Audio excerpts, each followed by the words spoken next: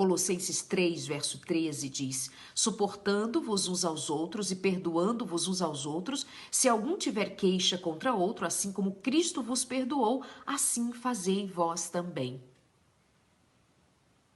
A grande questão é que nós precisamos encarar que nós não valorizamos muito o perdão que nós recebemos do Senhor. Essa é a grande verdade. O amor de Cristo que nos propiciou, que nos ofereceu gratuitamente o seu perdão, a sua misericórdia, a sua graça e nos salvou. Parece que para muitos de nós isso não tem peso, isso não tem significado. Ah, Jesus morreu por mim, Jesus salvou. Ah, salvou, amém, glória a Deus, eu estou salva. Aí eu vou fazer as minhas orações, quem sabe, vou ler a Bíblia, quem sabe.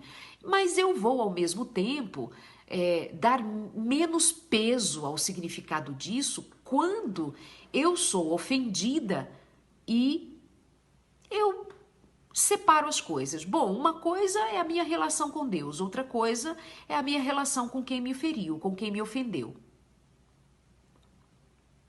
Eu não trago este assunto para o mesmo patamar. Eu usufruo do perdão de Deus, mas ao mesmo tempo eu não estou qualificada para perdoar alguém.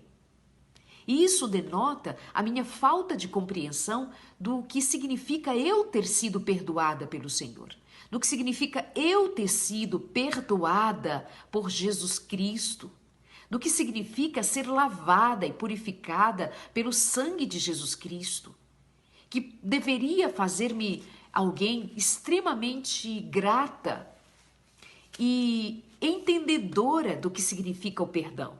Bom, passo a ler agora o que está no Evangelho de Mateus, capítulo 18.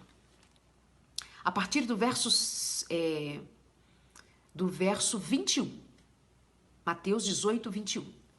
Então Pedro se aproximou de Jesus e perguntou: Senhor, quantas vezes eu devo perdoar a alguém que peca contra mim? 7 vezes? Jesus respondeu: não 7 vezes, mas 70 vezes 7.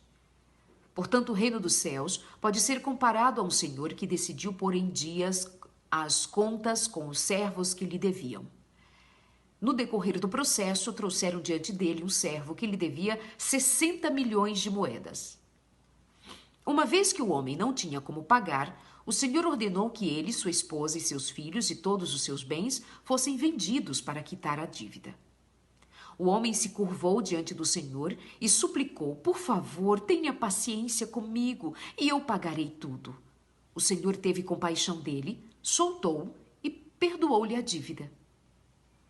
No entanto, quando o servo saiu da presença do Senhor, foi procurar outro servo que trabalhava com ele, que lhe devia 100 moedas. Veja, para ele foi perdoado 60 milhões de moedas. Um outro indivíduo o devia 100 moedas de prata.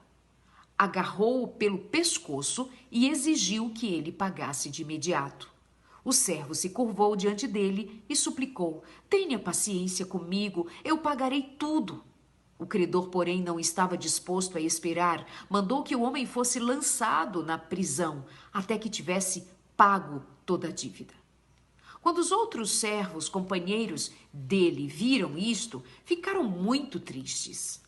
Foram ao Senhor e lhe contaram tudo o que havia acontecido. Então o Senhor chamou o homem cuja dívida ele havia perdoado e disse: servo mau, eu perdoei a sua imensa dívida, por que você me implorou? Acaso não devia ter misericórdia do seu companheiro, como tive misericórdia de você? E irado, o Senhor mandou o homem à prisão para ser torturado até que lhe pagasse toda a dívida. Assim também, o meu Pai Celestial fará com vocês, caso se recusem a perdoar de coração a seus irmãos. Sempre lembrando que uma história como estas, ela faz contraste com Deus, mas traz o princípio, que é o que está em foco, o perdão, e que Deus cobrará de nós não termos perdoado a quem nos tenha ofendido, a quem nos devesse alguma coisa. Porque Ele, o Senhor, nos perdoou primeiro. Vê? É sobre isso que eu falava inicialmente a você e continuo chamando a sua atenção para a nossa falta de gratidão e de reconhecimento de que fomos perdoados e que isso é. E somos perdoados todos os dias e seremos perdoados todas as vezes que pecarmos contra o Senhor. Mas quando há perdão entre nós, irmãos, isso agrada ao coração de Deus, porque Ele vê que, de forma prática, nós temos aprendido pelo Espírito, pela graça de Deus, a como sermos perdoadores uns com os outros, já que flui de Deus para nós o seu amor, a sua bondade, a sua generosidade. Então o Espírito de Deus flui em nós e produz em nós os frutos do Espírito que nos possibilita fazermos algo que é antinatural, que não é de mim e de você, mas a nova natureza que o Senhor criou em nós nos possibilita isto. Mas eu quero ainda insistir no fato de que nós temos dificuldade de perdoar. Por quê? Nós não nascemos de novo. Se nascemos de novo, nós não estamos ainda entendidos a respeito de o que significa nós termos sido salvos por Jesus Cristo. Nós termos Jesus Cristo como nosso Senhor e Salvador.